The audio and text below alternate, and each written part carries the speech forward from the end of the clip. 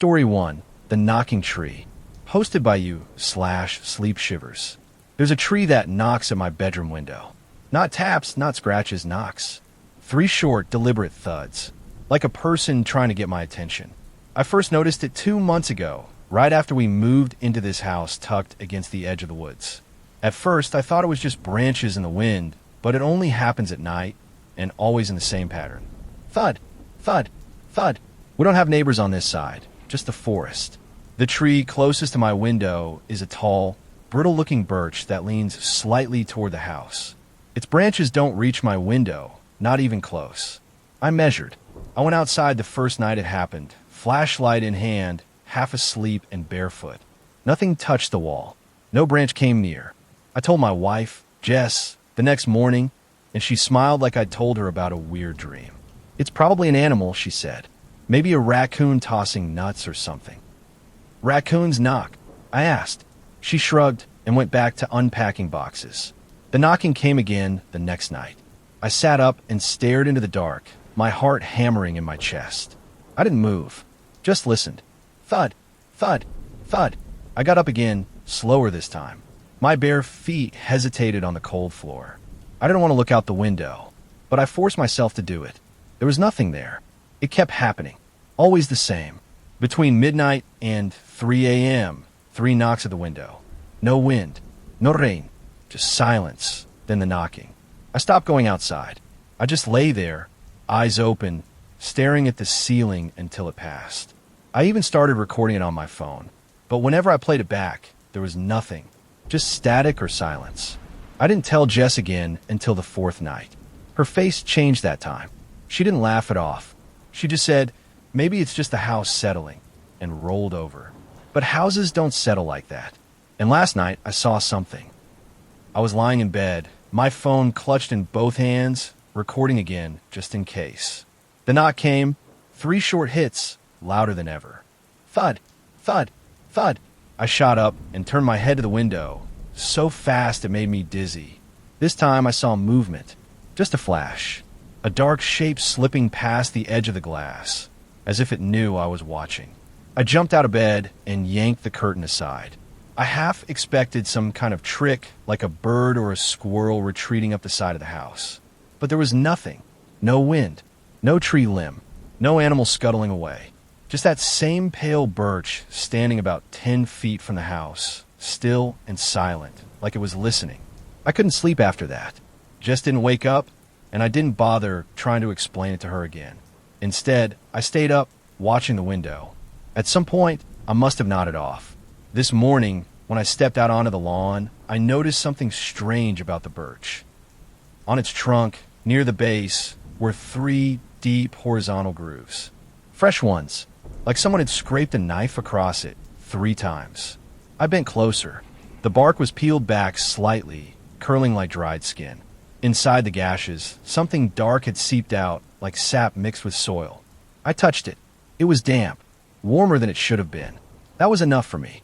I called the local tree service to come take a look. Maybe there was rot, or maybe I was just being paranoid.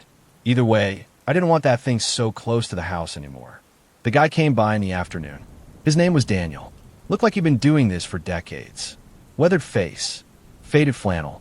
He didn't say much while he examined the tree. He ran his hand across the gashes and squinted.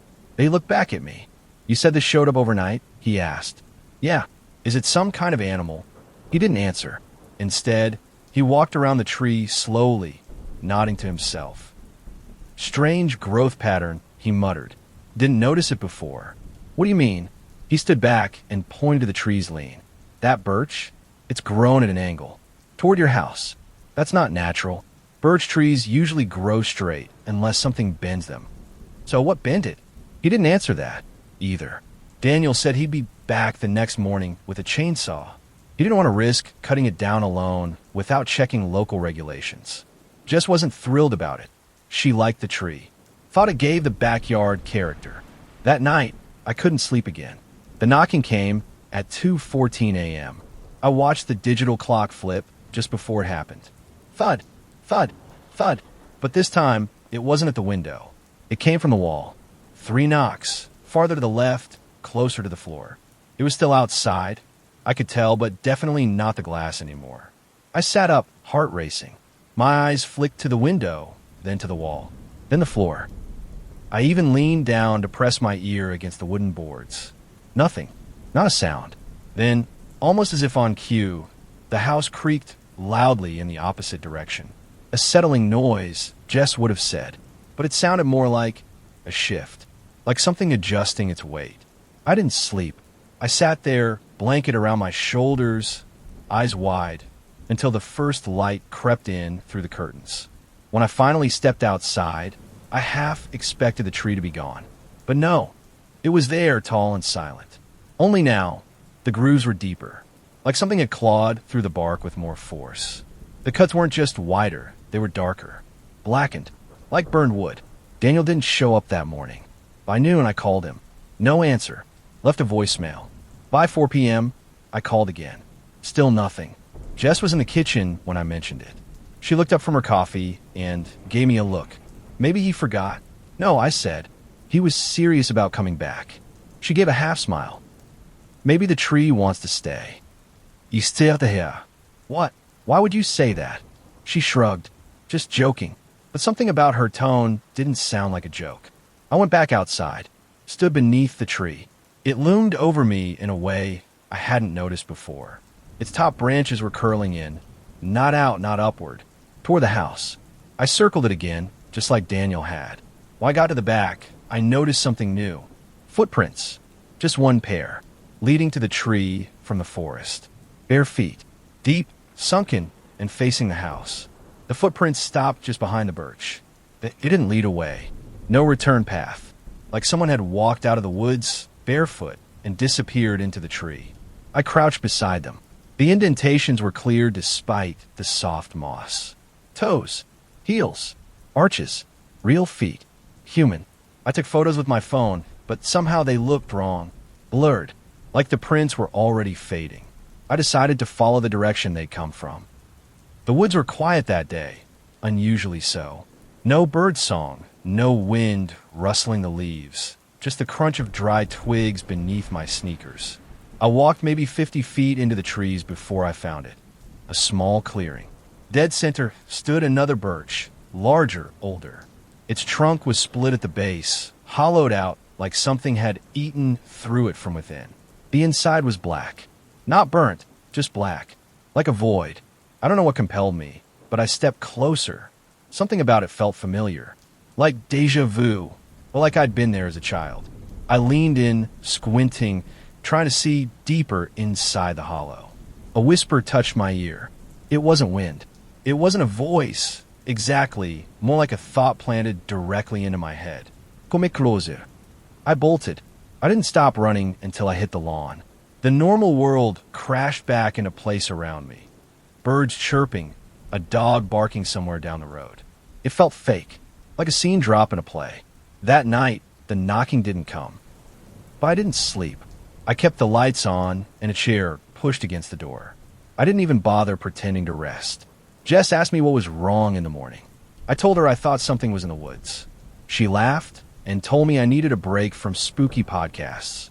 I wanted to show her the footprints, the tree, the clearing, but when I brought her out back, everything was gone. The footprints were filled in. The gashes on the birch had smoothed over. The tree even looked straighter. She said, "See? It's just a tree." I told you, but it wasn't just a tree. Because last night, when I got up to check the window one more time, something was waiting for me. It was standing just beyond the glass. Not behind the birch. Not among the trees. Right up against the window. A face. Pale, sunken, eyes like knots of bark pressed deep into wood. Its skin wasn't skin at all. It looked like dried birch bark, peeling in places, splitting at the corners of its mouth. And it was smiling. No lips. Just the upturned curve of a mouth that didn't belong on anything human. I didn't scream. I couldn't. My whole body froze. My hand, which had started reaching for the curtain, stopped midair. The thing stared back at me, unmoving. And then it lifted its hand, long, branch-like fingers, and tapped the glass. Thud, thud, thud. I fell backward, hit my head on the dresser. When I scrambled up, the window was empty. No one there. I backed away from the wall slowly, not daring to turn my back. Every shadow felt too deep, every creak of the floor too intentional. Eventually, I collapsed on the floor near the bed and sat there until morning. I told Jess I'd seen someone outside. She humored me, walked the backyard with me, even stood under the birch while I pointed up at the window to show her where the face had been. "Maybe you dreamed it," she said gently. "You've been really stressed lately." But that wasn't it. I knew what I'd seen. I called Daniel again. Still no answer.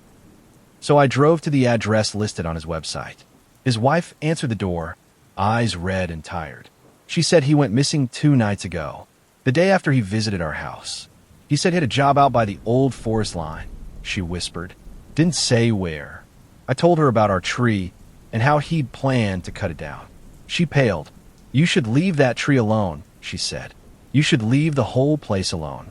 That night, Jess was quiet. She didn't ask me about the knocking, or the woods, or the tree. She just stared out the window long after I went to bed. I woke up at 3:06 a.m. to the sound of footsteps. Soft, border, on the hardwood floor outside our bedroom. I opened the door. Jess was gone. The front door was cracked open. Not wide, just enough to let in a sliver of the night. I stepped out barefoot, heart pounding. The yard was bathed in moonlight. Everything looked cold and still. My eyes darted to the tree first, tall, silent, unmoving. Then I saw her.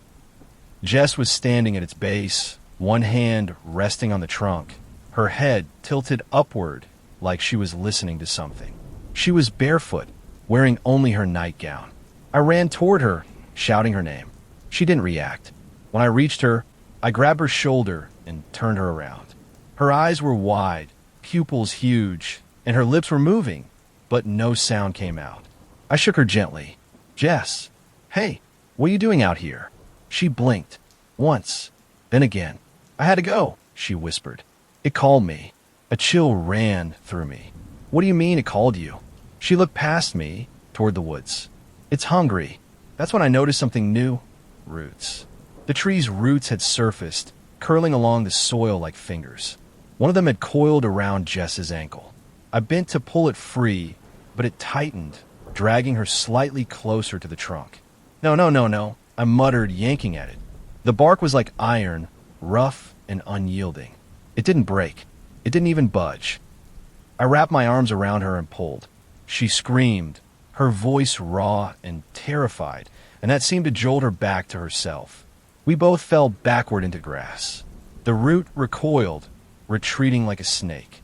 We ran back inside, locked the doors, shut every window, just didn't speak for hours. She sat on the edge of the bed, hugging her knees. It was whispering, she said finally, like it knew me, like it's always known me. That was 2 nights ago. Tonight, the knocking came again. But this time, it was at every window, every wall, all at once. It wasn't just 3 knocks anymore. It was a chorus, dozens of thuds pounding in perfect, unnatural rhythm. Windows rattled. Floorboards trembled. Even the dishes in the cabinets began to clink together like something big was breathing against the walls. Jess and I crouched in the bedroom, clutching each other. I had a kitchen knife in my hand, useless but comforting. Her eyes were fixed on the door, unmoving. Then, everything stopped. Silence. I don't mean regular quiet. I mean absolute stillness. Like the house had been sucked into a vacuum. Not even the hum of the fridge remained. We waited. Seconds passed. Then minutes. Then we heard the voice again. Not a whisper this time. A word. Clear and close. "Come." It came from inside the house. I crept down the hallway, knife shaking in my hand. Jess followed, barefoot and pale. The living room was empty. So was the kitchen. But the back door, locked earlier, was now wide open. Something had opened it from the inside. Outside, the birch tree looked different. Taller, thicker. Its bark had darkened and was almost pulsing, like something beneath the surface was moving. And someone was standing at its base. Not Jess. Not Daniel. Something else. Its limbs were long, bark-covered, face stretched into a gaping smile. It raised one hand and knocked against the trunk. Thud, thud, thud. The door behind us slammed shut. Jess screamed. I turned. No one was there. But when I looked back through the glass, the figure was gone. Now, there's something under the floorboards. We can hear it moving at night, crawling through the walls, scraping, tapping, breathing. It never tries to get in. It doesn't have to, because I think it is the house now. The birch tree hasn't stopped growing. It's pressed right up against the siding. The roof groans at night like it's bearing weight it wasn't built for. We tried to leave yesterday. The car wouldn't start. The battery was melted. Not dead, melted. Just hasn't spoken since. She just stares out the window at that tree, lips moving silently. She looks thinner, like something's feeding on her from the inside. I don't think we'll be able to leave. I don't think we're supposed to. I woke up to find Jess standing at the window, her face pressed to the glass. She didn't blink, didn't move, just whispered the same word over and over. Root. Outside, the tree had split open. It wasn't what inside. It was hollow and deep and breathing.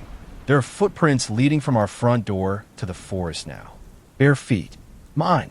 But I don't remember going outside. There's bark under my fingernails. My skin itches. It's flaking. I think it's growing in me now. I think I knocked on the window last night. Not it. Me. If you hear something tapping at your window, 3 soft knocks. Don't look. Don't answer. Don't move. Because once it knows you're listening, it'll never stop. Story 2. The Girl from Apartment 5C. Posted by you/sodium_halo. I've lived in this building for 3 years now, and until last month, Apartment 5C had always been empty. It's a quiet place. 4 floors, cracked brick exterior, the kind of building you forget as soon as you walk past. The rent's cheap, the walls are thin, and the elevator wheezes like an asthmatic old man. But I liked it here. It was safe. Until she moved in. I didn't see her at first. Just the noises. Footsteps above me. Light, dragging sounds like furniture being pulled inch by inch. The occasional muffled humming. Tuneless, distant, almost childlike. I live in 4C, directly below. One night, I knocked on her door just to introduce myself. No answer. The lights were off. I figured maybe she worked nights. But then things got weird. Every morning, I find something strange in the hallway between our apartments. Once a line of small, wet footprints. Border, child-sized, leading from the elevator to 5C. No return trail. Another day, a single sock pinned to my door with a sewing needle, black, stretched out, damp. Then I started hearing the knocking. It wasn't loud, just a soft, deliberate tap, tap, tap on the ceiling above me. Always around 3 a.m. Always 3 knocks. I tried to ignore it until the night it came with a whisper. It was faint, barely audible, but I swear I heard it. Let me in. I bolted upright. My TV was off. My windows were shut. I pressed my ear to the ceiling and held my breath. Nothing. The next morning, I asked the landlord, Mr. Hargreaves, about the new tenant. She moved in 3 weeks ago, he said. Girl in her 20s, quiet. Pays on time. Has she complained about me? Nope. I wanted to ask more, but something in his face stopped me. His eyes darted toward the 5th floor like he didn't want to talk about it. That night, the knocking came again. But this time, it was from inside my apartment. I froze in bed, holding my breath. The sound had come from my closet. 3 soft taps, perfectly spaced. I stared at the door, barely visible in the darkness, waiting for it to happen again. It didn't. Eventually, I worked up the nerve to turn on the lamp and cross the room. I opened the closet slowly, heart pounding. Nothing. Just clothes, shoes, the usual clutter. But the air inside felt wrong. Too cold. And it smelled faintly of damp wood and something sweet. Like rotting flowers. I left the light on for the rest of the night. The next day, I checked 5C again. Still no answer. But now the door looked different. Scratches along the bottom, like something had been clawing at it from the inside. I went to Hargreaves again. Have you been inside her apartment? I asked. He blinked. Why would I? Something's not right. He shifted uncomfortably. She's quiet. Pays on time. That's all I care about. She knocked on my ceiling. He narrowed his eyes. Ceilings don't knock. That night, I tried recording the sound. I left my phone on the nightstand with the voice recorder running. At 2:57 a.m., I was still awake when it started. Top, top, top. I stared at the ceiling. The knocks were coming from the same spot as always, directly above my bed. Then I heard the whisper again. Let me in. Only this time, it was louder, more urgent. and it came from both the ceiling and the closet. I turned to look just as the closet door creaked open an inch. I jumped up, grabbed my phone, and hit the lights. No one was there. Nothing had moved. But when I played the recording back, there was a noise I hadn't noticed before, a dragging sound, followed by a soft giggle. And then, clear as day, "You hear me now." I didn't sleep. I barely moved. In the morning, I decided to go up to 5C1 last time. But when I got there, the door was wide open. I hesitated on the threshold, unsure if I should call out. The hallway behind me felt unusually quiet. No creaking pipes, no humming lights. Just stillness. I stepped inside. The apartment was cold. Colder than it should have been, even with the AC off. The curtains were drawn, casting everything in a gray, dust-specked haze. Furniture was sparse. An old chair, a scratched table, a cracked mirror leaning against the wall. And in the center of the room was a circle made of buttons. Dozens of them, all different sizes and colors. Some rusty, some shiny, all arranged in a tight, perfect ring. Inside the circle sat a porcelain doll. Face cracked, eyes missing. I stared at it, heart thudding. The apartment was dead silent.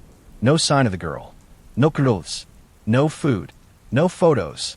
It looked like no one had ever really lived there. I turned to leave, but paused when I saw the closet door across the room. It was slightly ajar, just like mine had been. I crossed the room slowly. My hand trembled as I reached for the knob and pulled it open. Inside, it was completely empty. No hangers, no shelves. Just bare walls. Except for one thing. Scratched into the plaster, over and over in erratic lines, were the words, "Let me iron." I backed out and shut the door. The sound echoed louder than it should have, like it snapped something awake.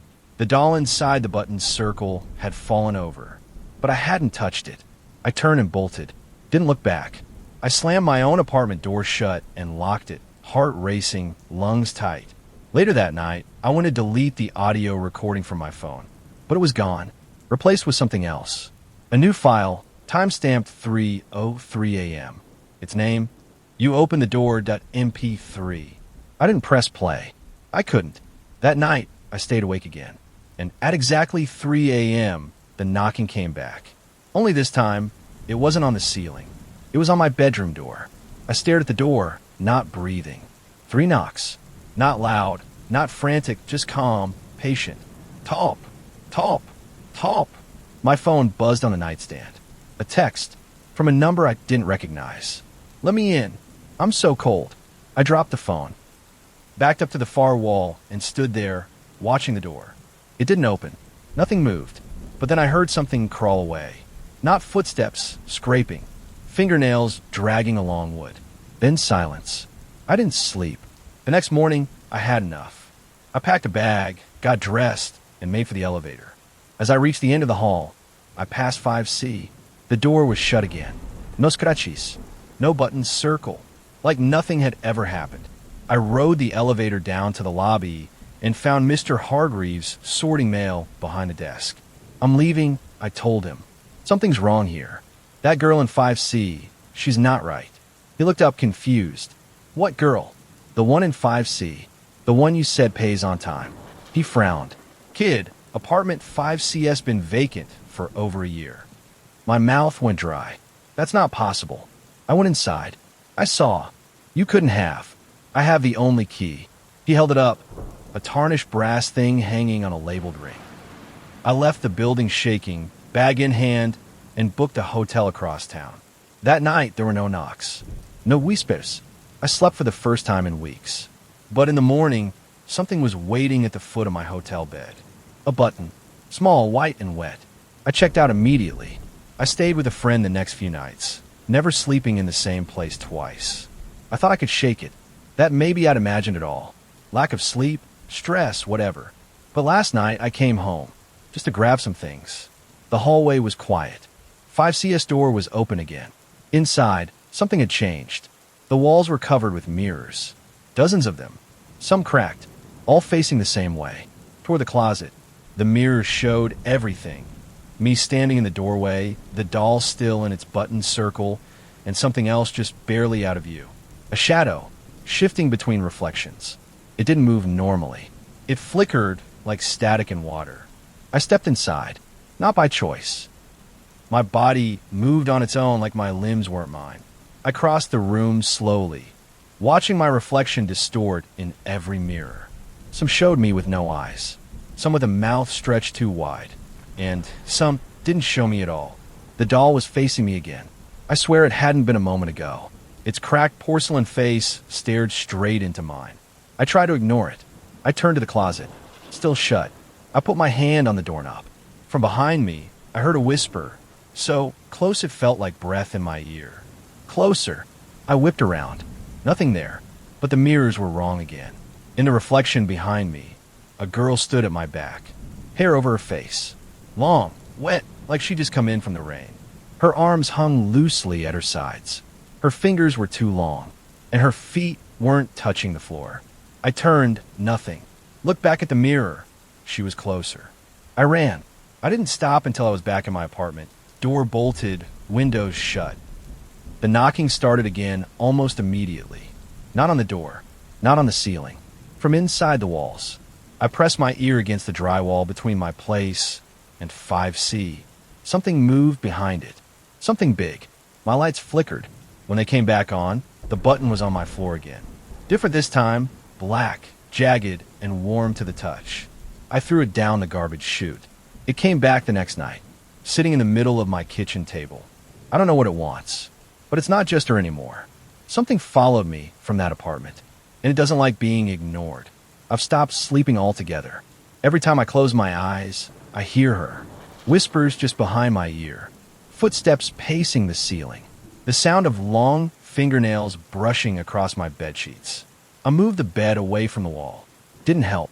Tried earplugs. Didn't help. It's not just sound anymore. It's presence. I feel her watching.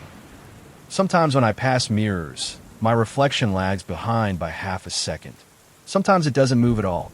I caught my own reflection smiling once. I wasn't. I went back to 5C today, not out of courage, but desperation. I needed to know what it was. How to stop it. The apartment was still open. Still cold.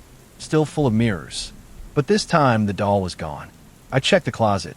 The words were still scratched inside the plaster. Let me iron. But there was something new. A name. Mine. Carved deep. Over and over. As if by someone with no fingers left to hold the knife.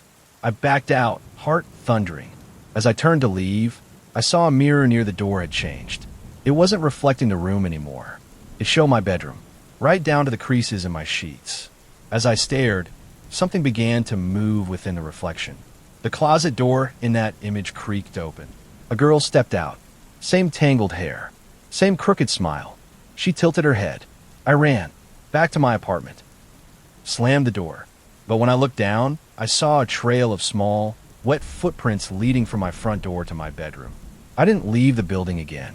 I've sealed every mirror, blocked every reflective surface, but she still finds me. The knocking happens every night now, always 3 times, always at 3 a.m., and always followed by a whisper from the closet. I'm almost in. I nailed the closet door shut, used every screw bolt board I could find, covered it in duct tape, then pushed my dresser in front of it. I don't care how paranoid it looks, I know what's inside. But last night, she didn't knock. She scratched. Slow, deliberate, dragging claws across the wood.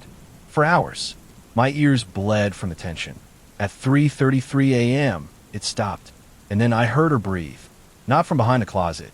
From behind me. I spun around. Nothing. But my shadow didn't match. It was taller. Slumped.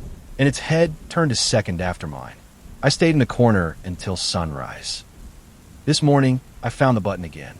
Not on the table. Not on the floor. On my pillow. Red this time. Warm. Pulsing almost. Like a tiny, dying heart. I threw it down the garbage chute again. Set the building's hallway alarm off from how fast I ran. Tonight, the mirrors are whispering. Even the ones I covered. They say my name over and over, muffled by the tape. I tried breaking one. Just one. It bled. Not glass blood. Thick and dark. I'm not alone anymore. Not even in my thoughts. She talks to me when I try to think. Finishes my sentences. Sometimes I feel her smiling through me.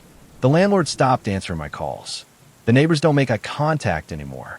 I left my phone recording again last night. At 2:59 a.m., the static started. By 3 o'clock, it was a voice. One more night. At 3:01, silence. And then a new voice whispered, "She's inside now." I woke up on the floor. My nails were torn. My closet door was open. Not just open, ripped apart. With splinters covered the room like shrapnel. My dresser was split down the middle. Inside the closet, there's nothing now. No clothes. No back wall. Just a tunnel. Black, endless. Wet footprints lead into it. And now so do mine. I don't remember walking. Don't remember going inside. But I did. I know because I'm watching myself sleep now. And the girl from 5C is standing next to me. She smiles when I smile. She knocks when I knock. And when you hear her whisper through your walls, don't answer. Because she only needs one word to let herself in. Your name. Story 3. I stayed in a motel that doesn't exist. Hosted by you/GhostGap66. I was driving through rural Pennsylvania last October when I decided to stop for the night. It was late, and my eyes were burning from the road. I didn't want to risk falling asleep at the wheel, so when I saw a flickering neon sign that read Pine Rest Motel, vacancy, I pulled in. It looked like a forgotten place. 1 level, 10 rooms, the kind of motel you'd expect in an old horror movie. But the parking lot was clean, and the front office light was on. The woman at the counter didn't smile. She slid me a key with a plastic tag, Room 6, and said, "No loud music. No visitors. Keep the blinds shut after dark." She didn't ask for ID. My room smelled faintly of bleach and pine. The bedspread had a floral pattern that looked 50 years old. But the sheets were clean, the water ran hot, and I was too tired to care. I was asleep within minutes. At exactly 2:17 a.m., I woke up. No noise. No dreams. Just awake. Something fell off. I stared at the ceiling, waiting to understand why I was suddenly so alert. Then came a knock. 3 soft taps. Not on the door. On the window. I froze. I remembered what the woman had said. Keep the blinds shut after dark. I hadn't opened them at all. The knock came again. Then something moved behind the fabric. A shadow. Tall, thin. It shifted slowly, like it was swaying. Waiting. I slid out of bed, crawled to the bathroom, and locked myself in. I stayed there until sunrise. When I finally emerged, the room looked untouched. The window blind was perfectly still. But outside on the glass, I found smears. Long, vertical handprints. I checked out immediately. The woman at the desk didn't look surprised. Just said, "You made it through the night." That's good. I got in my car and drove. But here's the thing. That motel, Pine Rest, it doesn't exist. The first thing I did when I got back on the highway was try to find it again. I doubled back. Same road, same stretch, mile by mile. But there was nothing. No flickering sign, no driveway, no building. Just trees. I figured maybe I'd taken a wrong turn or hallucinated the sign in my exhaustion. I stopped at a diner 20 minutes up the road and asked the waitress if she knew a Pine Rest motel. She paused, brow furrowing. "No," she said slowly. "You sure that's what it was called?" I nodded. "There's no motels out here for 40 miles. Closest place is a red roof near the interstate." I pulled out my phone and checked Google Maps. Nothing. No Pine Rest motel. No check-in history. No charge to my card. No digital trace that I'd stayed anywhere the night before. I even checked the key tag I'd shoved in my coat pocket. It had a number, Room 6, and the words property of Pine Rest Motel. Do not duplicate. But no address. No phone number. Just the number 6 and the smell of faint bleach on the plastic. I tossed it in the glove box and tried to forget. But I couldn't shake the image of those handprints. Long, smeared, like something had pressed its face and hands against the window. Like it was watching me sleep. Days passed. I got home, tried to return to normal. But strange things kept happening. First, the dreams. I'd wake up gasping, drenched in sweat, remembering flashes of a tall figure standing outside my house. Always watching, never moving. Then the key appeared. I'd thrown it away. Twice. Once in a rest stop dumpster. Once in a river. But it kept coming back, tucked in my coat pocket, resting on my nightstand, inside the fridge once. It always smelled like bleach and pine. And every time it returned, the dreams got worse. Last night, I woke up at exactly 2:17 a.m. again. There was a knock at the window. My bedroom is on the second floor. I didn't go to the window. I couldn't. I lay frozen under the covers, listening to 3 soft knocks echo through the room. There was no way someone could be standing outside. No tree branches near the window. No lei. Just empty air 2 stories above my backyard. But the knocks kept coming. Top, top, top. Then silence. I finally sat up, slowly, every muscle tight. I couldn't see anything through the blinds, but I didn't dare pull them open. I just stared, heart pounding, until the sun finally rose. When I went outside that morning, I circled the house and looked up. Nothing was there. No ladder, no marks. But on the siding beneath my bedroom window were 3 faint, vertical smears. Long, like fingers dragging down. That was when I started researching missing persons cases along the route I'd taken. I found something. Back in 1997, there were reports of a place called Pine Rest Inn. Not motel, but inn. Same general area. No photos. No website. Just a handful of articles claiming people went missing there. Travelers, mostly. One article said the building burned down in '98. Arson, no survivors, officially ruled an accident. But there were rumors. A guest who refused to check out. A woman who ran the front desk and kept checking people into rooms that weren't built anymore. A man who claimed he saw someone walking the halls at night. Someone who wasn't alive. No one ever found the remains. And no one could prove the Pine Rest Inn ever existed at all. I tried calling a newspaper that ran the stories, but the number was disconnected.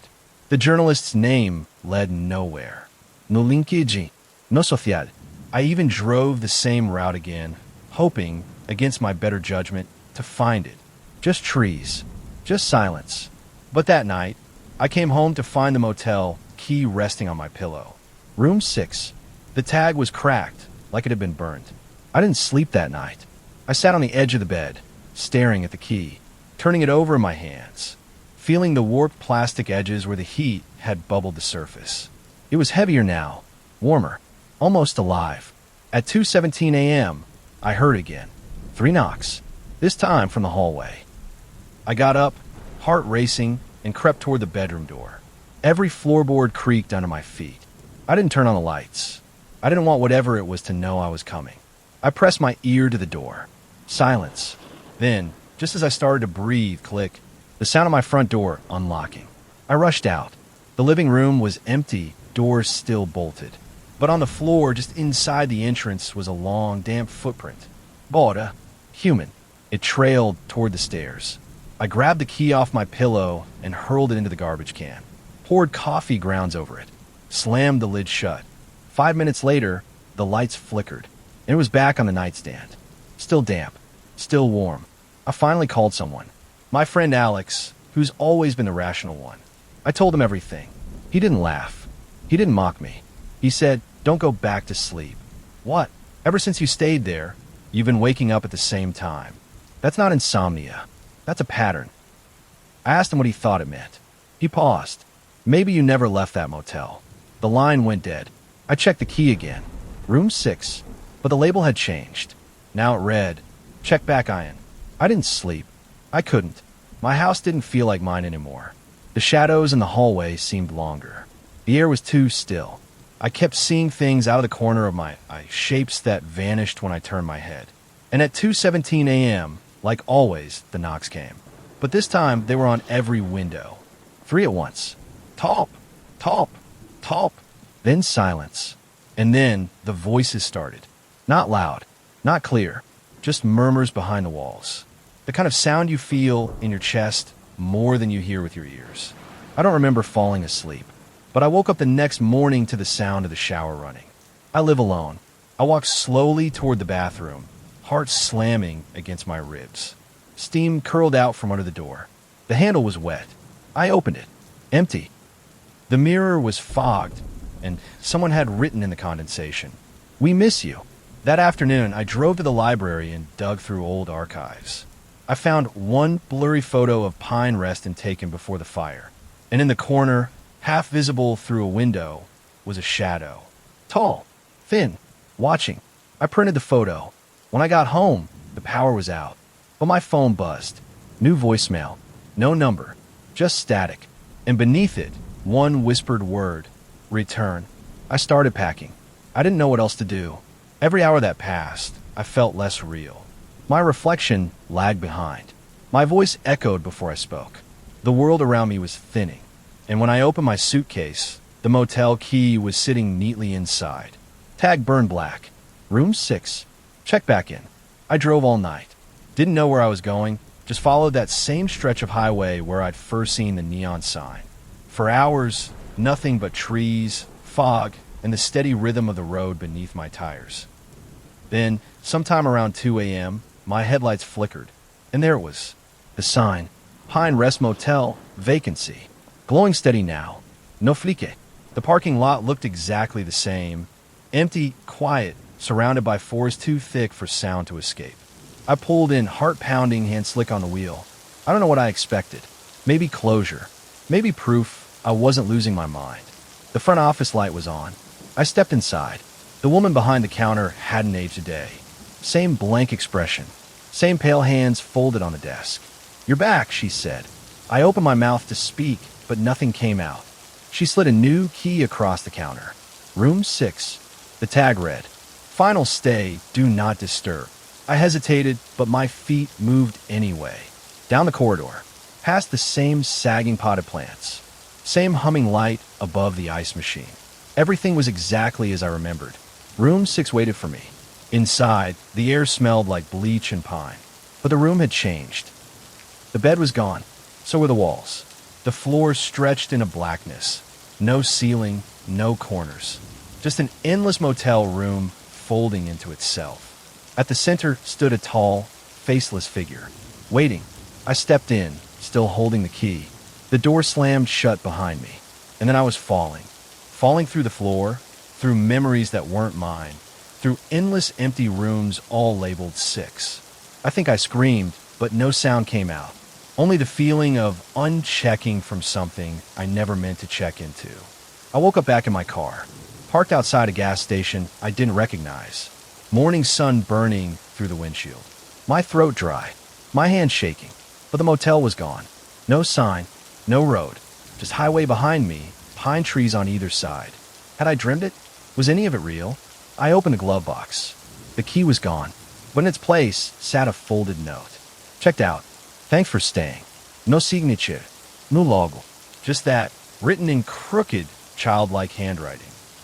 I drove home, trying to rationalize everything. Stress, sleep deprivation, a psychotic break, anything but the truth that I'd stayed in a place that wasn't supposed to exist and something inside it had followed me. But things are different now. I can't sleep past 2:17 a.m. My windows fog up from the inside, even when it's warm. Sometimes I wake up to the smell of pine and bleach with no source. Once I found motel shampoo in my shower. Same tiny bottle from room 6. Last night, I checked my voicemail. A new message. Only static. Then the sound of a door closing. I haven't told anyone else. Who would believe me? The motel's gone. Burned down, they said. Forgotten by everyone except those who've stayed there. People like me. Sometimes I think about the other rooms. Was I the only guest? Were the others still there? Still falling? Because sometimes, when the house is quiet, I hear it again. 3 soft knocks. Not from the door. Not from the window. From under the bed. And I know, without looking, that if I reach beneath the mattress, the key will be waiting. I reached under the bed this morning. The key was there, but it's not plastic anymore. It's bone, cold, smooth, and carved with a single word. Stay. I dropped it, burned it, but when I came back upstairs, it was on my pillow again. Room 6. I don't think I ever really left the Pine Rest Motel. Maybe none of us do. Maybe once you check in, some part of you stays behind. A sliver, a shadow. Waiting. Tonight, at 2:17, I won't hide. I'll answer the knock. And maybe then, I'll know if I ever truly checked out. Story 4. There's something living in my walls. Hosted by you/Cavity Crawl. I first noticed it when the scratching started. It was faint at first, barely audible over the hum of the fridge or the creak of the radiator. I figure it was mice or maybe squirrels nesting in the attic. My house is old, 1920s woodwork, and thin insulation, so noises happen. But this wasn't in the attic. It was in the walls, right behind my bed. I tapped once. It would stop. Then sometimes it would tap back. Not randomly, rhythmically. At first I laughed. Guess I've got a friendly ghost. It felt like nothing more than a weird coincidence. I even made a joke about it to friends. My house is haunted by a polite raccoon. But then it got louder. By the third night, I was waking up to scratching behind the headboard. Sometimes it moved, like something crawling upward, dragging itself slowly along the studs inside the wall. It would pause for long stretches, then resume. I tried blasting music, leaving the TV on. Earplugs. Nothing helped. The sound was too deliberate, like something was trying not to be noticed until it was.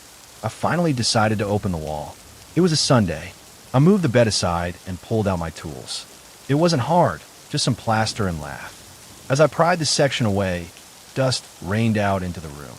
I expected to find a mouse nest, maybe wires, but I found nothing. No drapings, no tunnels, no fur, just an empty cavity between the studs. Except, in the lower corner, someone had scratched something into the wood. Don't look again. I froze. It wasn't chewed. It wasn't accidental. These were words carved by hand. I backed away, patched the wall, tried to forget. That night, the scratching came back. But this time, it was right behind my closet door. And I swear, I heard breathing. I stood at the closet door, heart pounding. The sound was unmistakable, slow, steady inhaling, like someone asleep just beyond the plaster. The scratching had stopped, but now the silence felt worse. I opened the door. Nothing inside. Just clothes, shoes, the usual. I knocked on the wall, and it knocked back. 3 slow taps, perfectly spaced. I slammed the door and didn't sleep. The next day, I called pest control. They came, checked the attic, basement, and walls. No signs of rodents, the guy said. No droppings, no damage. Could be pipes settling. Pipes don't breathe, I said. He smiled awkwardly. Old houses make weird noises. That night, I left my phone recording on my nightstand. When I checked in the morning, the audio was mostly quiet until 3:12 a.m. Then the sound started. Scratching, soft footsteps, a long exhale, and a voice. Faint, just one word, whispered in the dark. Closer. I felt sick. I scrolled ahead. At 3:18 a.m., there was a loud creak, my bedroom door opening. I hadn't gotten up that night. I know I didn't. I fast-forwarded. Then a whisper right next to the mic. I see you. I threw the phone across the room. That afternoon, I searched the basement for any kind of access into the walls. There was a narrow crawl space behind the furnace, full of cobwebs and dust. But something was off. The back wall was newer, though it didn't match the rest. It was cleaner, less worn. I tapped it. Hollow. I grabbed a hammer and pried it loose. Behind it was another wall, and on it, scratched deep into the surface, was a message. Stay out or stay here. As I backed away, I heard movement from inside the crawl space. I didn't look. I should have, I know. But something about that moment, the air pressure, the silence, felt wrong, like the crawl space itself was holding its breath. I backed out, replaced the wooden panel, and bricked the entrance shut. I thought that would be the end of it. But the house didn't like that. That night, I woke up gasping. The air was thick with the smell of dirt and rot. My walls were vibrating. Softly at first, then harder, like something trapped inside was angry. The scratching returned. Not just in one place, everywhere.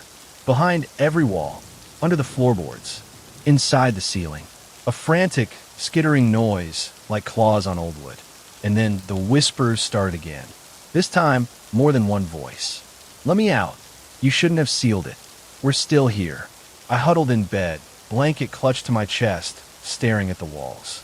A shadow passed across my ceiling. Not from outside. It moved under the paint, like something crawling inside the plaster. In the morning, my brickwork was gone. Not disturbed, gone. As if the wall had never been patched. But something new was waiting for me, scratched into the floorboards beneath my bed, in long, uneven letters. Stop moving things. I called a contractor to inspect the foundation. He was a quiet man, polite older. As he poked around, I watched him grow pale. Finally, He looked at me and said, "This place has too many voids. It's like it was built over something that didn't want to be covered." He refused to come back. That night, I didn't sleep at all. I sat on the living room floor, lights on, every tool I owned in reach. At 3 a.m., the lights went out, and the breathing began again. This time, right behind me. I didn't turn around. I couldn't. The breathing was so close, I could feel it stirring the hair on my neck. Long, slow exhales, wet and uneven like lungs that hadn't been used in decades. I clenched the hammer in my hand and slowly stood. Silence. Then 3 slow knocks on the wall in front of me. I spun around. Nothing. No one. But when I looked back, there was a hole in the wall, freshly torn, jagged, with splinters still hanging. I hadn't made that hole. I didn't even hear it happen. I peered inside, just for a second. The space between the studs was deeper than it should have been. A tight, narrow tunnel led downward, curving into darkness. Something moved at the very edge of my vision. Fingers? A face? I stepped back. Fast. I nailed a board over the hole, moved my mattress to the living room, and tried to sleep. But at 2:46 a.m., I woke up to a new sound. Something whispering from inside the heating vent near my head. "Why do you cover the door?" I froze. Then it repeated, more annoyed this time. "You sealed the wrong one." I stared at the vent until morning. That afternoon, I opened it. Not to crawl inside, just to look. But instead of a duct, I found a hollow passage. More scratches along the metal. A strip of old fabric. Something wet and soft. And deeper down, I saw something move away quickly, like it had been waiting. I called the police. Told them I thought someone was living in the walls. They searched the whole house.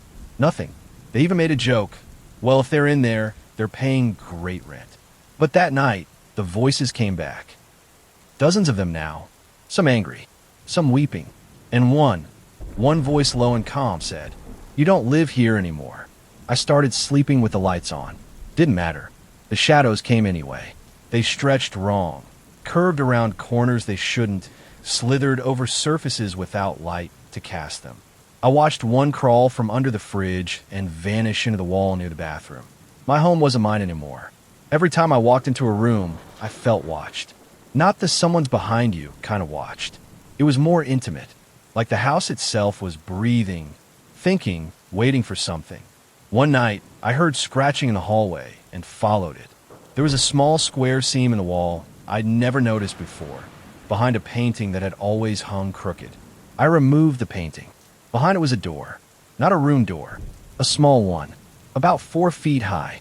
No, just a metal latch covered in dried paint. I didn't want to open it, but I did. Inside was a short passage, dark and dusty, leading to a hidden room. It was filled with toys.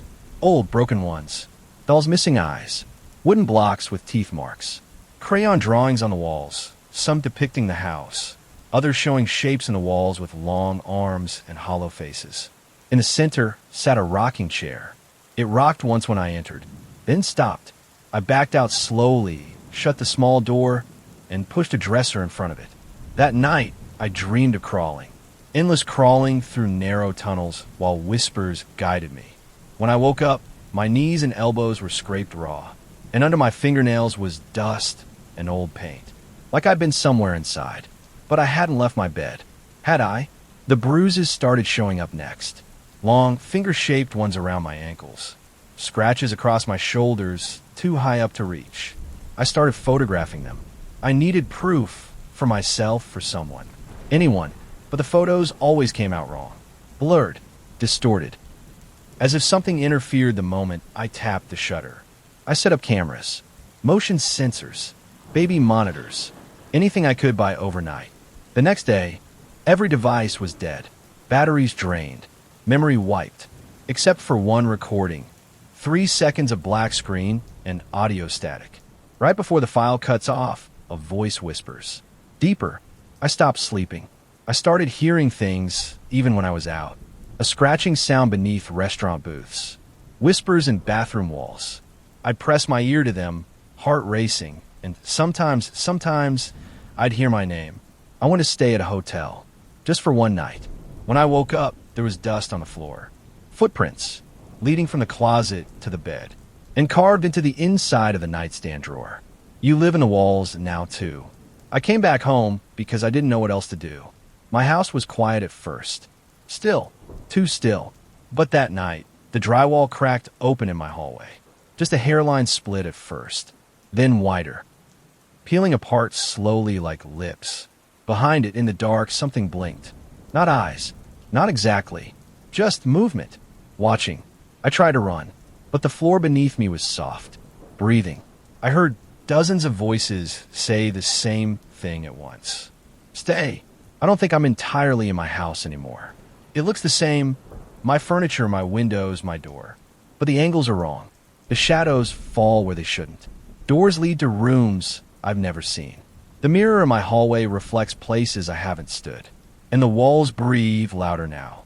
Last night, I found my bedroom door nailed shut from the inside. Rusted nails hammered into the frame, sealing me in. I didn't put them there. I had to pry my way out with a kitchen knife. There was writing on the outside in black crayon. Bad things crawl. I've started blacking out. Waking up in the crawl spaces. Waking up with dust packed under my nails. Waking up with voices echoing behind my teeth like they use my mouth. Once, I woke up halfway inside a wall, plaster cracked, my face pressed to wood. There were teeth marks near my cheek. Old. Human. Too many. I tried calling someone, my brother, an old friend, even the police. Every number rang once. Then silence. Then the same voice, soft and close. There's no one left but us. I don't remember the last time I left the house. I don't know if I can. Every window shows something different. Different weather. Sometimes different seasons. Once I looked out and saw myself standing in the yard, staring up at me, whispering something I couldn't hear. I blinked, and they were gone. But their muddy footprints were still on the grass.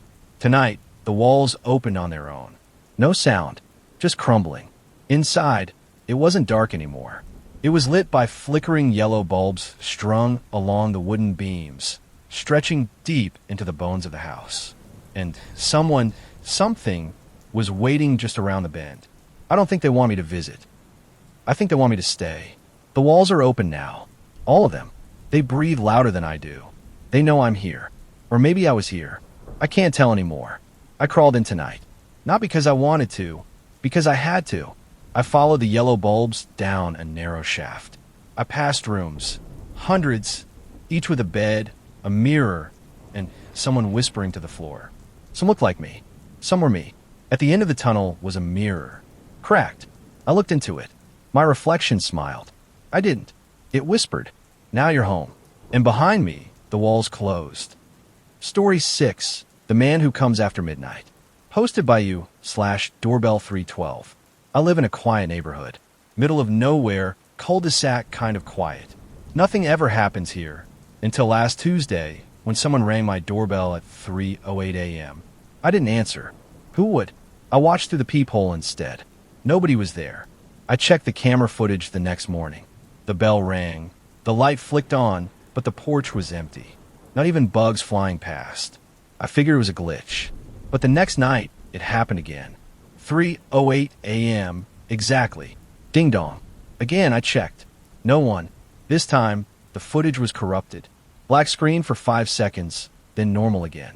The third night, I waited by the door with a baseball bat. No sleep, just adrenaline. 3:07 rolled in. I counted the seconds. At 3:08, the bell rang. I lunged forward and yanked the door open. The porch was empty, but there were footprints. Bare, damp footprints on my welcome mat, facing the door. My heart stuttered. I followed the prints. They led to the street, stopped cold at the curb. No car. No the dog marks. Just vanishing steps. I didn't sleep. At 3:08 the next night, no doorbell. Just a knock. 3 times. Slow. Heavy. I didn't open the door this time. I just stood behind it, holding my breath, while something on the other side whispered, "Let me in. You already heard me." I moved away from the door, back into the kitchen, still holding the bat. The whisper didn't come again. Just silence.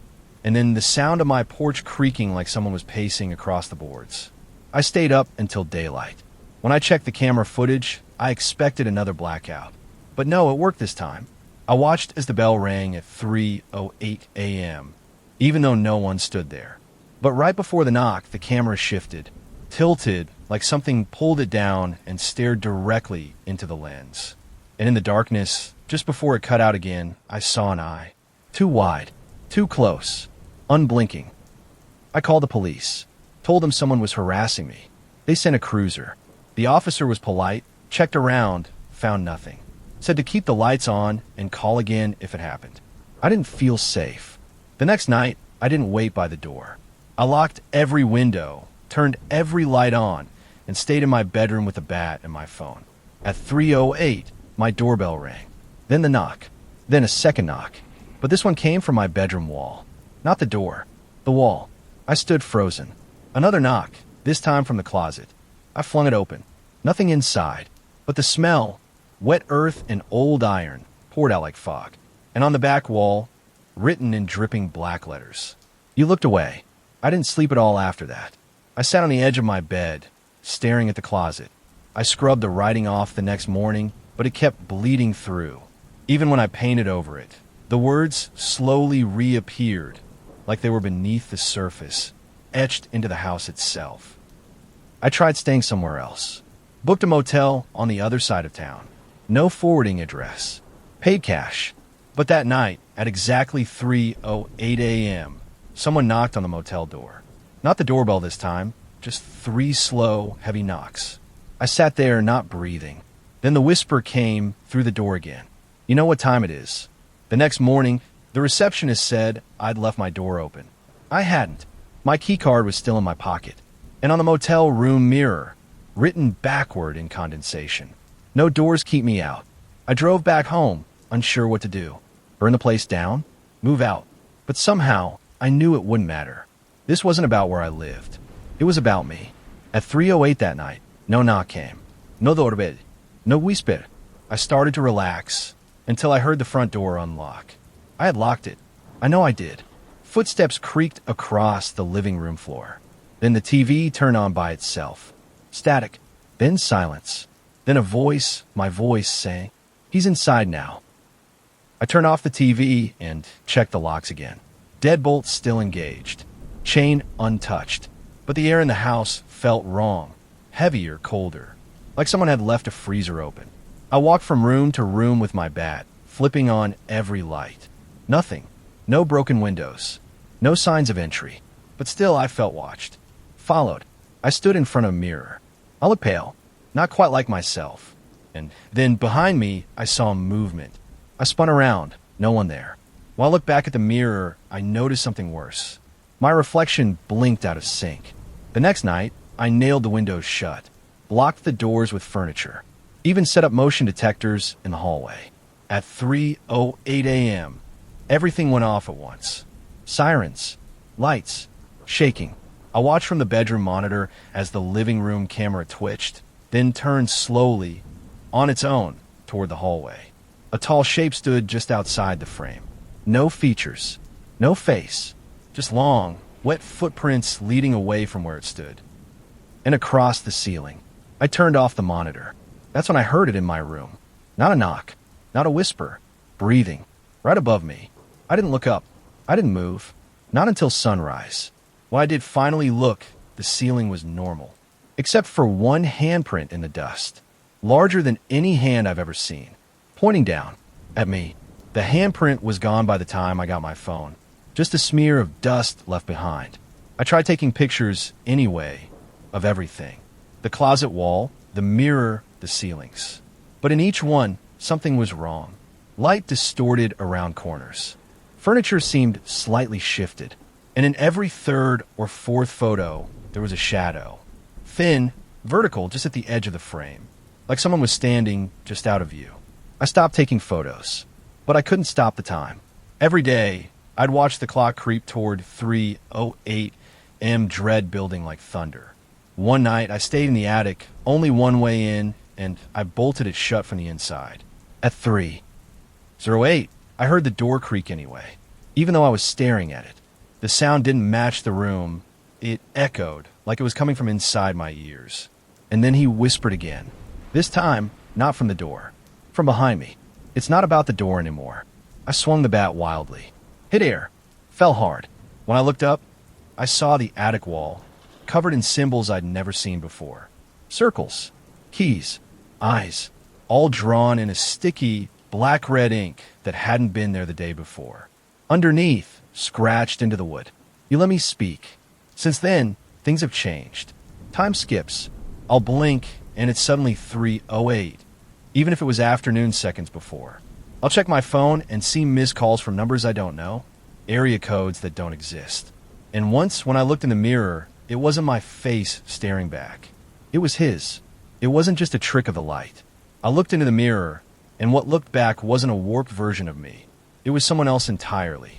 Gaunt, tall, eyes too large, too dark, no whites, no pupils, just depth. He blinked once, slowly, and smiled. My body refused to move.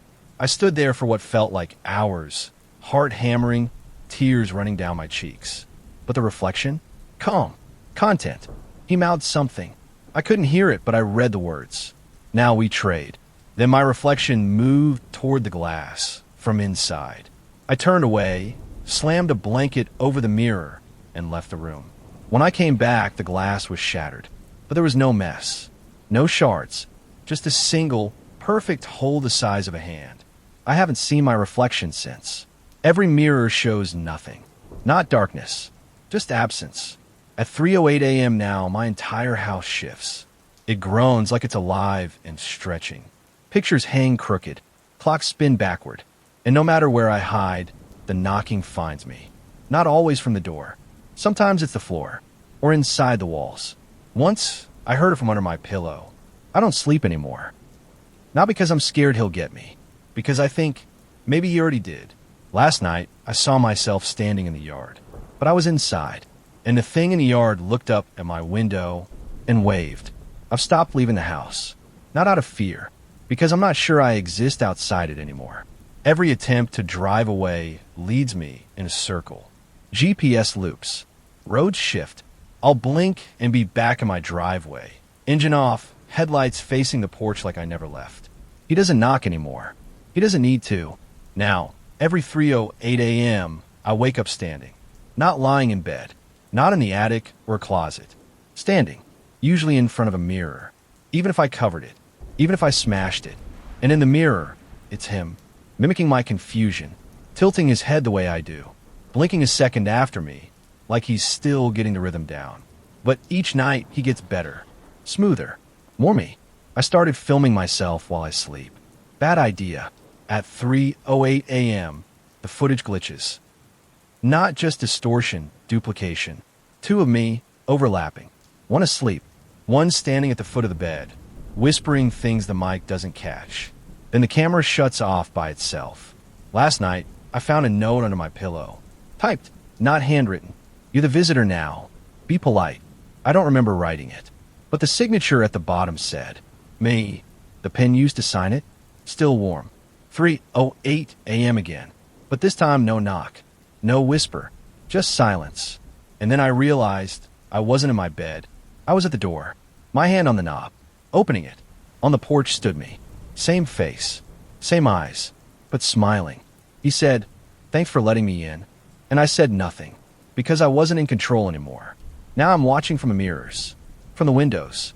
From the glass of your phone. Next time you hear a knock after midnight, don't answer. It might be your turn.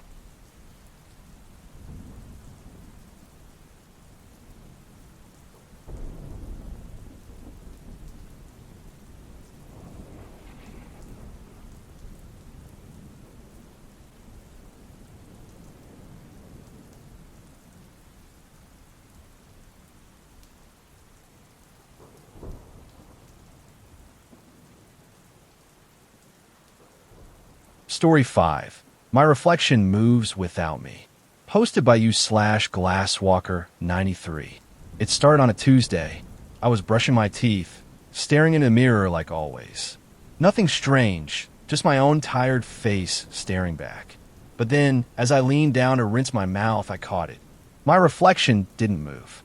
It stayed upright, eyes locked on mine while I bent out of frame. I froze. When I looked back up, it was normal again.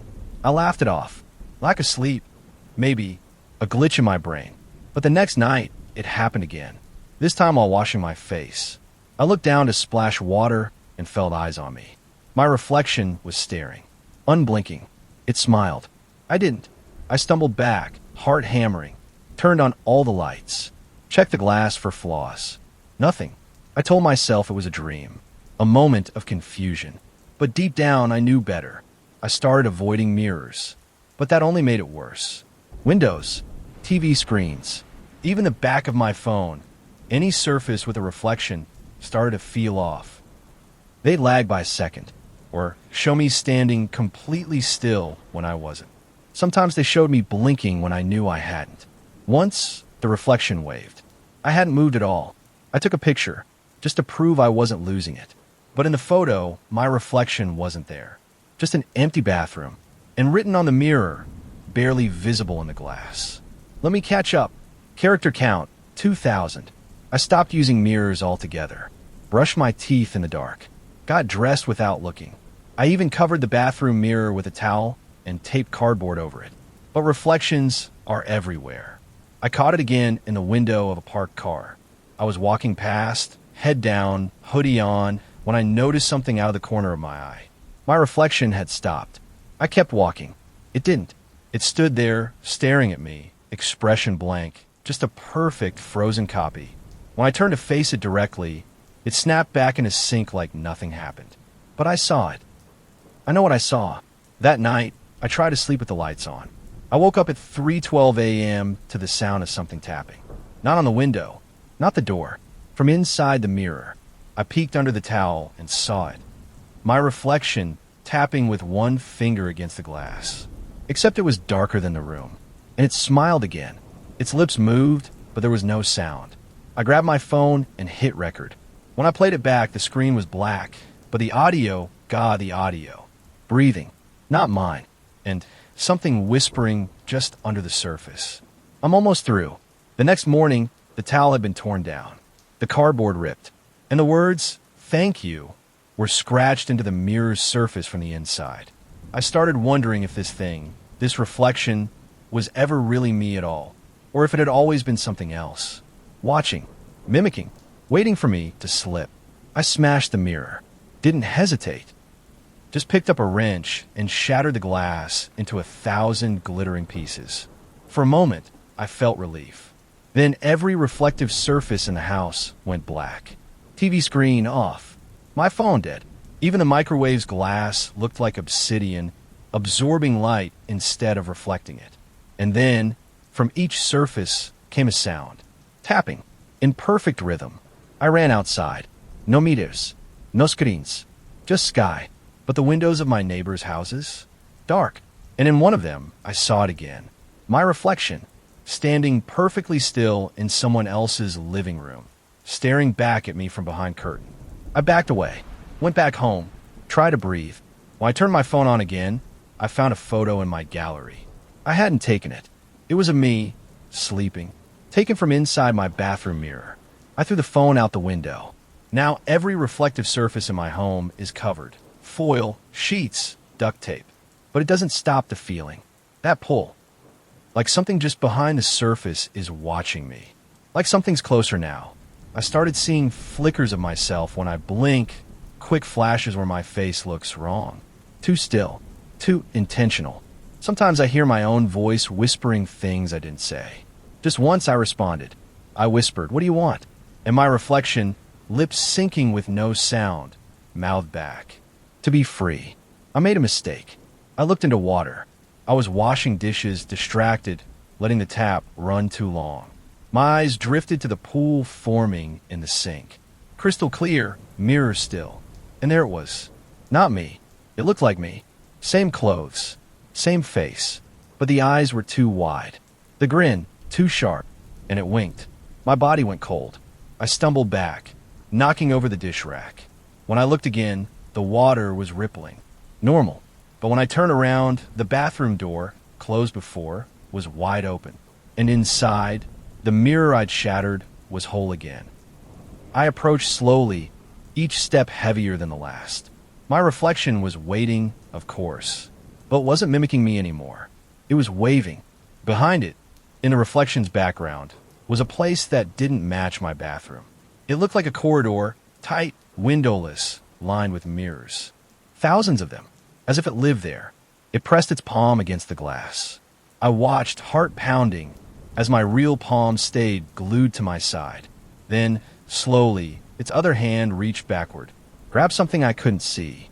A shadow moved in the reflection's background, tall, thin, crawling on the walls. That was when I noticed the crack forming at the bottom of the glass. Tiny at first, spreading fast, and the reflection began mouthing words again. This time I understood. I found a crack in you. I turned and ran.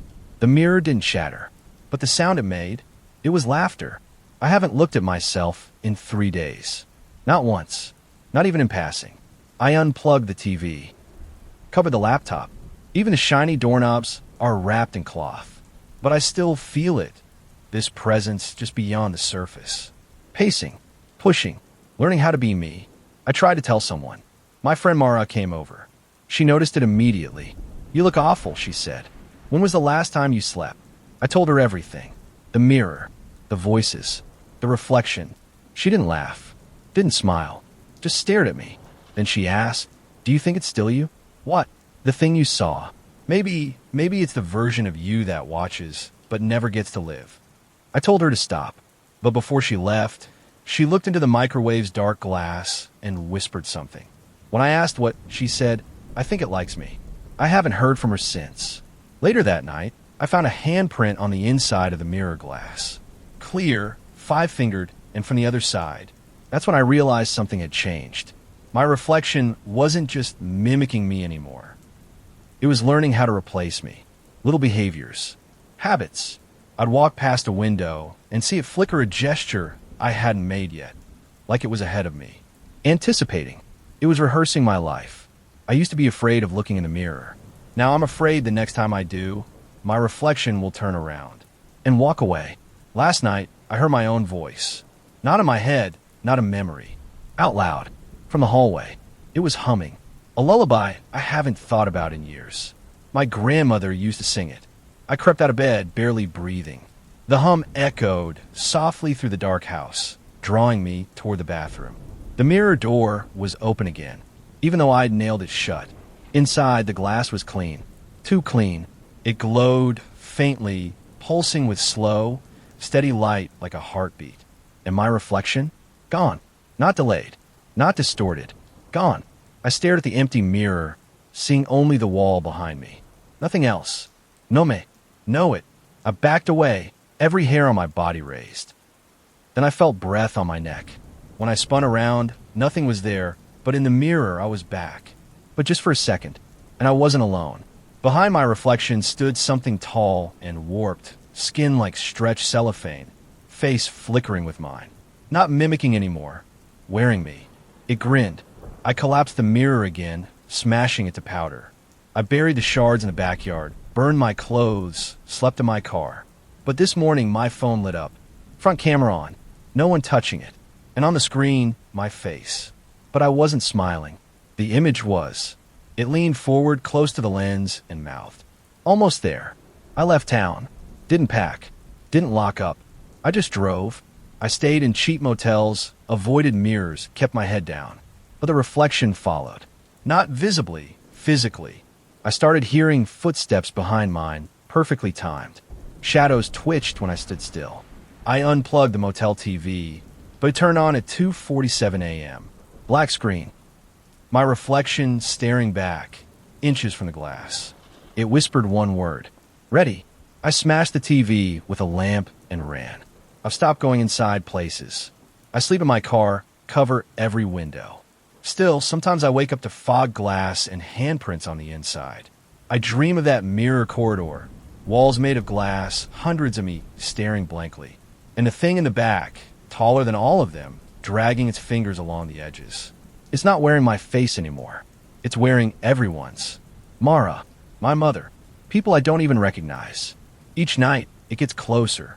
Sometimes in reflective puddles, I catch glimpses of myself, but not as I am now. Not tired and terrified. Smiling. Clean. Content. Like the version of me that stayed in the mirror is living a better life. And I'm just the ghost left behind. I think the switch is coming. I think it's preparing the world to forget me. A man with no reflection. Just absence. Like I was never real to begin with. It happened. I looked in the rearview mirror tonight, and it blinked first. Not me. It smiled, raised a hand, and whispered without sound. Your turn. And now, when I look down, my hands aren't mine. They're too smooth, too clean, like they were borrowed. The windshield shows no reflection, but in every other surface, there I am, walking, laughing, living without me, and I'm still here, watching, from a glass. Story 7. I found a door that wasn't there yesterday. Hosted by you, /Attic Whispers. It showed up on a Thursday. A door in my hallway that hadn't been there the night before. Right between my bedroom and the laundry room. Narrow, wooden, painted the same dull white as the rest, but the paint was chipped, the knob rusted, and the frame didn't quite fit, like it had been wedged into the wall. At first, I assumed I was overtired. Hallucinating, maybe, but when I touched it, the knob was cold. Solid. Real. I didn't open it. I just stared, waiting for something to make sense. I live alone. I've lived in this house for 4 years. I know every inch. There was no space for an extra room between those two walls. Still, I called my landlord. He didn't believe me. Laughed. Said I must have just never noticed it before. When I told him that was impossible, he said, "You sure you're feeling?" ChatGPT said, Story 7. I found a door that wasn't there yesterday. Hosted by you, /Attic Whispers. Section 1, continued and completed. Okay, I told him I was fine. Probably just stressed. But I couldn't stop thinking about that door. That night, I kept hearing noises, soft footsteps pacing behind the walls. When I pressed my ear to the door, I heard breathing. Not mine. Slow, heavy, deliberate. I stayed awake until morning. But when I checked the hallway, the door was gone. The wall was smooth. No seams. No signs it was ever there. I didn't sleep again that day. At night, I heard whispering, calling my name, from behind that missing door. The next morning, I taped off the spot on the wall where the door had been. I wanted to prove it existed. To myself, at least. I asked my neighbors if they'd ever noticed anything odd about my house.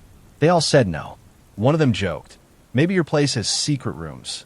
I laughed, but inside I wasn't so sure. At night, the noises started again. Not just footsteps or breathing. This time, something tapping. Rhythmic. 3 taps. Then 2. Then 1. Repeated endlessly. It felt like a countdown. I tried ignoring it. Read a book. Played music. But the tapping followed me from room to room.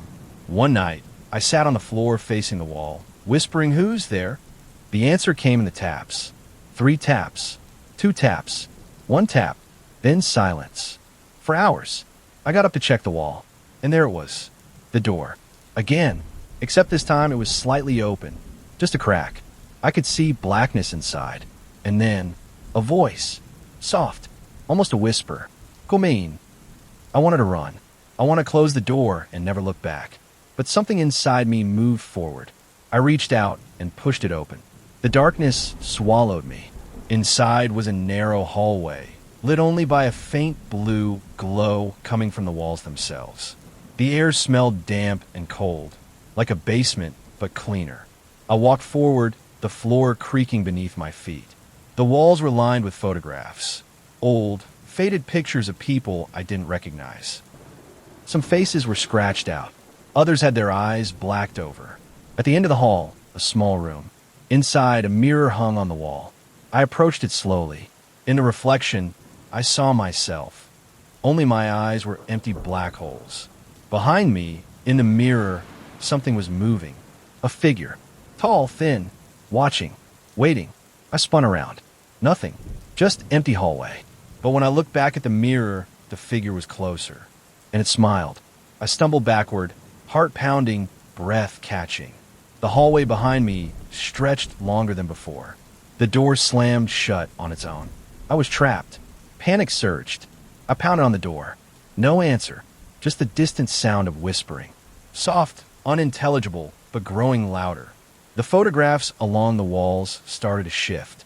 Faces blurred, then sharpened into mine, but twisted, smiling in all the wrong ways. I pressed my palm against the mirror again. The figure inside was no longer waiting. It was reaching out. fingers stretching through the glass. I yanked my hand back. The hallway started shaking, pieces of plaster falling like rain.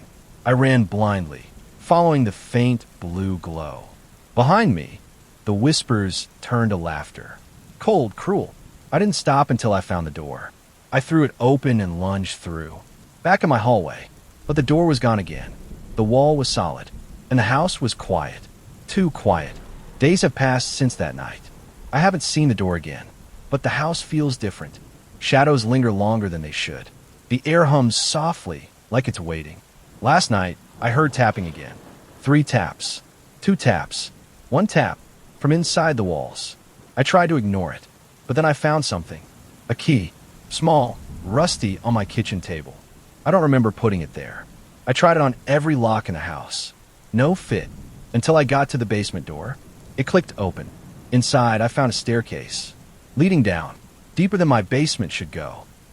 I'm standing at the top now. The key feels heavy in my hand. And behind me, I hear the taps. Closer. Waiting. I'm going down. Step by step, into the darkness. The air grows colder. The walls drip with moisture. The faint blue glow returns, pulsing softly. My footsteps echo endlessly. I reach the bottom. A cavernous room, lined with doors. Hundreds. Each one different. Some new, some old. Some carved with strange symbols. And in the center, a pedestal. On it, a mirror. The same mirror from the hallway. Only this time, the figure inside smiles wider. Welcome, it says, voice like glass breaking. I want to run, but my feet won't move. Behind me, I hear the tapping again. Not from the walls, from the doors. 3 taps, 2 taps, 1 tap. The doors begin to open. The doors swing wide one by one. Behind each, a shadow, moving closer, whispering my name. The air thickens. I can't breathe. I step back to the mirror. The figure waves. Your turn, it says.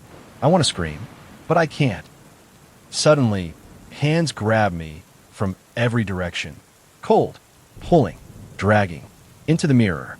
The world shatters. Light explodes. Then blackness. I wake up, back in my hallway. The door is gone again, but I feel it. Waiting, watching, tapping. 3 taps, 2 taps, 1 tap. I don't think I'm alone anymore. I still hear the tapping. Every night. Behind walls, beneath floors. Sometimes in my dreams. The house feels alive. Watching, waiting. And sometimes when the lights flicker, I see a door. Just for a moment. Between the walls. A door that wasn't there yesterday. And I wonder if it's waiting for me to open it again. Or if this time, it'll open itself. Story 8. The Voice from Under the Floorboards. Posted by you/SilentSteps87. It started last week when I heard a voice coming from beneath my bedroom floor. At first, it was just faint, like a whisper carried on the wind. I thought it was my imagination, but then it got louder, clearer. I sat on my bed, listening as it called my name. Not once, but over and over. Come here, come here. I checked every inch of the floor. No cracks, no luces, just solid wood. I drilled a small hole to look inside. Darkness. Nothing. Still, the voice wouldn't stop. It begged, please come. I tried to ignore it, but the whispers turned to sobs. Quiet, desperate crying. Last night, I slept on the couch, but the voice followed, right under me, and then it said something new. Help me. I couldn't take it anymore. I pried up a floorboard. Beneath was a cavity, empty except for dirt and old roots. I called the landlord, but he said there was never anything under the floor. No basement. No crawl space. Just foundation. That night, the voice grew frantic. Please help me. I pressed my ear to the hole. The voice was close, almost inside my head. I felt cold breath against my skin. I put the board back, but the voice started to change. It wasn't just pleading anymore. It was angry, demanding. Set me free. I tried to sleep, but the sobs and whispers never stopped. I'm running out of options. I don't know what's down there, or what it wants. But I'm scared to find out. Last night, I couldn't resist anymore. I took a flashlight and a crowbar to the spot where the voice came from. Prying up the floorboard, I peered inside. It was deeper than I expected. A narrow, dirt tunnel snaked away into darkness. I shone the light in. The beam flickered. Then I saw it. A hand, pale, thin, with long fingers curled around the edge of the tunnel. I froze. The voice came again, soft and desperate. Please help me. I wanted to pull back the board and run, but something stopped me. A force pulling me in. I reached down. The hand grabbed my wrist, cold as ice. The flashlight dropped. Darkness swallowed me whole. I scrambled back, heart pounding, yanked my arm free, and slammed the floorboard back down. The house was silent after that. No more sobs, no more whispers. But something had changed. I felt watched. Everywhere. The shadows in the corners of my room twisted into shapes that didn't belong. At night, I heard scraping. Slow, deliberate, coming from beneath the floorboards. I couldn't sleep. I called a contractor. They came the next day, tore up the floor. Found nothing. No tunnels. No bodies. Just dirt. But at the bottom, they found something strange. A small box. Rusty, locked tight. Inside, a single note. Written in shaky, fading ink. I'm still here. I stared at the note for a long time. Who had written it? How had it survived buried underground? The contractor was uneasy and refused to open the box. I took it home. Late that night, I sat on the floor, the box between my knees. The air grew thick. The room chilled. I felt a presence. The voice returned, softer now. Please. I opened the rusty latch. Inside was a faded photograph. A woman. Her eyes dark, sorrowful. Behind her, a little girl. I didn't recognize them. I showed the photo to my neighbors. No one knew who they were. But that night, I dreamed of the woman. Her voice echoed in my head. Help me find her. I woke up crying. I don't know what to do, but I can't ignore the voice anymore. I started researching, digging through old records of the library. Old newspapers, police reports, missing person files. A name kept popping up. Eleanor James. Disappeared from this town over 50 years ago. Her daughter, Lucy, vanished soon after. No bodies ever found. I felt cold. The woman in the photo was Eleanor. The voice? I'm convinced it's hers. Last night, the sobbing returned. But this time it was different. Urgent. Almost pleading. I traced it back to the floor. I spoke aloud. Where is she? Where's Lucy? The sobbing stopped. Then a whisper. Basement. Behind the wall. I don't have a basement, but I have a crawl space. Tomorrow, I'm going to check it. I don't know what I'll find, but I have to try. For Eleanor. For Lucy. And maybe to stop the voice. I spent the whole day preparing. Grabbed a flashlight, crowbar, gloves. Went down into the crawl space. It was tight, dusty, filled with cobwebs. I crawled forward, heart racing. I felt the walls close in. Then I found it. A section of drywall, newer than the rest. Behind it, a small hidden room. Inside, a wooden box. I opened it. A tiny skeleton. Next to it, a faded locket. Inside, a picture of a little girl. Lucy. The voice whispered one last time. Thank you. Suddenly, the air warmed. The house felt lighter. The tapping stopped. And for the first time in weeks, I slept. But sometimes, when I wake up, I still hear a whisper. Soft and distant. Remember me. I've sealed the hidden room now. Said a prayer. Put the box back behind the wall. The voice is gone. For now. But sometimes, late at night, I swear I hear soft footsteps under the floor. A gentle tapping. Like a thank you. Or a warning. I don't know if I freed a restless spirit. Or if I opened something else. But I'm keeping the floorboards nailed tight. And the light on. Just in case. Story 9. The Face in the Static. Hosted by you, /StaticWatcher42. I never believed in ghosts or curses.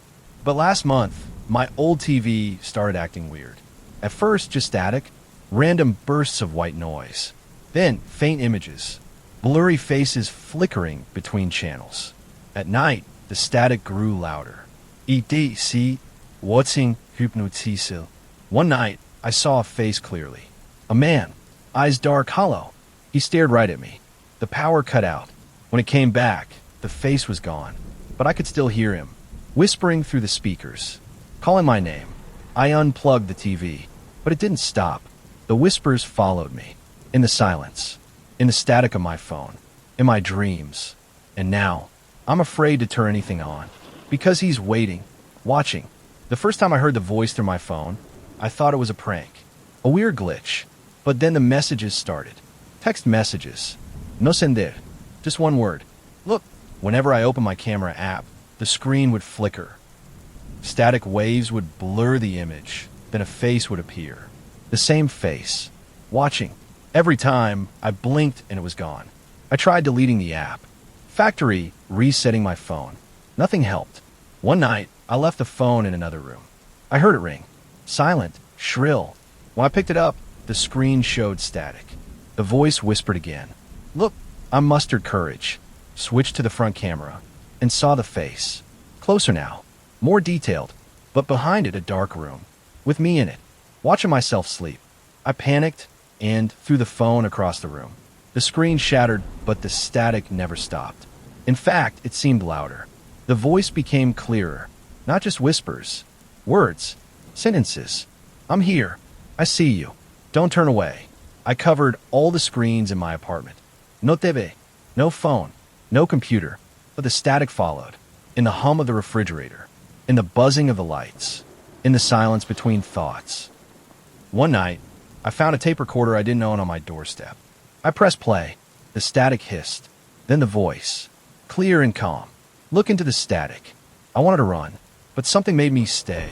I looked, and the face smiled. The smile chilled me to the bone. I grabbed the recorder and smashed it against the wall. But the face stayed. In every screen. In every flicker. Even when I closed my eyes, I started seeing it in reflections. Windows. Mirrors. My own eyes. It followed me everywhere. I began to isolate myself. Friends stopped calling. I stopped answering. The world narrowed to static and shadows. One night, I woke up to find my phone glowing on the nightstand. The face stared back at me. Closer. Bigger. And the voice whispered one last thing. Join me. I'm writing this now because I don't know what else to do. I'm scared I'm already part of the static. And soon, I'll disappear. Like the others. I tried to leave my apartment, but the door wouldn't open. No matter how hard I pulled, the locks held tight, like an invisible force sealed me in. The static filled the room, louder and louder. I covered my ears, but the sound penetrated. Then the TV turned on by itself. Static everywhere. The face appeared, and it spoke. You can't leave. I collapsed to the floor, heart racing. I don't know how long I was out. When I woke, the TV was off. The room was silent, but the feeling remained. Like I was being watched. Not by a person, but by the static itself. I am trapped in the noise, waiting for someone else to hear me. Days have blurred together. The static pulses like a heartbeat now. I've stopped trying to fight it. Instead, I watch the screens, waiting for the face to speak again. Sometimes it does. Cryptic messages, names, dates, places I've never heard of. I think it's trying to tell me something. Or maybe warning me. Last night, the static formed words on my TV screen. Find the signal. I don't know what signal, or why. But I'm running out of time. The face smiles wider each day. Closer. And I fear the moment it reaches through the screen to pull me in. If anyone finds this, please, don't look into the static. I tried one last thing. I took my TV and phone to a junkyard. Destroyed them with a hammer. No screens left to haunt me. For a few hours, silence. But then the static started in the radio. Low and steady. A buzzing behind the music. Then the voice. Soft, beckoning. Look deeper. I ran outside. The streetlights flickered. The static echoed from every corner. I could feel eyes on me. Not human eyes. Empty. Vacuous. The face appeared in every reflective surface. Windows. Car mirrors. Even puddles. It's everywhere now. I'm trapped in the static. And I don't know how to escape. Tonight, I sit in darkness. No screens. No devices. Just silence. But I can still hear it. The static. The whisper. The face calling me. Closer. Closer. And I'm afraid. Because I think, this time, it's looking right through me. Story 10. The Neighbor's Window. Posted by you/ShadowWatcher99. I never thought much about the house across the street. The one with the cracked window and overgrown yard. It's been empty for years. But last week, I saw a light flicker on. At midnight, curious, I watched. A shadow moved behind the curtains. Slow. Deliberate. I thought maybe someone had moved in. Or maybe it was just a reflection. But every night since the light comes on, and the shadow returns. One night, I saw the window open. A hand reached out, clawing at the air. No one ever comes or goes. But the hand stays, watching, waiting. I don't know who or what is inside, but I'm scared to find out. Last night, I decided to take a closer look. I crossed the street just after midnight, heart thudding with every step. The house looked even worse up close. Rotting siding, vines creeping up the porch. The front door was slightly open. I called out. No answer, just silence. Then, the creak of the floorboards above me. Someone, or something, was moving. I should have turned back, but I didn't. I climbed the stairs, drawn to the light coming from the upstairs window. The same window I always saw from my house. When I reached the landing, the hallway stretched far too long. It felt wrong. Bent, twisting. And then I saw it. At the end of the hallway. A mirror. Not a window. But from my house, it looks like a window. And inside the mirror, someone was staring back at me. The figure in the mirror looked exactly like me. But wrong. Its smile was too wide. Its eyes too dark. It didn't blink. Didn't move. Just stood there, mirroring my every breath. Except I wasn't smiling. I took a step closer. So did it. But when I raised my hand, it didn't follow. It reached forward, toward the glass. I stumbled back, heart racing. The hallway behind me had changed. Doors where there hadn't been any. Paint peeling in long strips. And the air, heavy, damp, like something was breathing with me. I ran. Down the stairs, out the door, across the street to my house. But when I looked out my window, there was no house across the street. Just empty lot. Grass and rubble. No broken windows. No lights. No mirror. No anything. Like the house had never been there at all. I stood there all night, staring at the empty lot. I even walked back over in the daylight. Still nothing. Just dirt, overgrown weeds, pieces of old brick. The town records list a house once being there. But it burned down 20 years ago. No survivors. Except every night since. I see the window again. Same light. Same shadow. But now, when I look through my own window, the reflection isn't mine. It's him. That smiling version of me. Closer every time.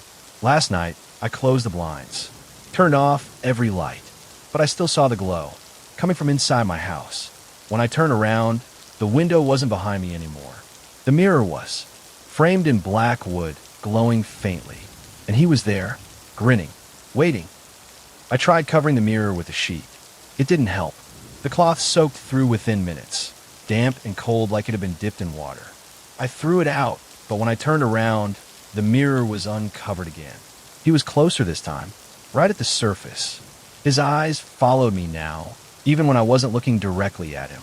I moved the mirror into the basement, nailed the door shut.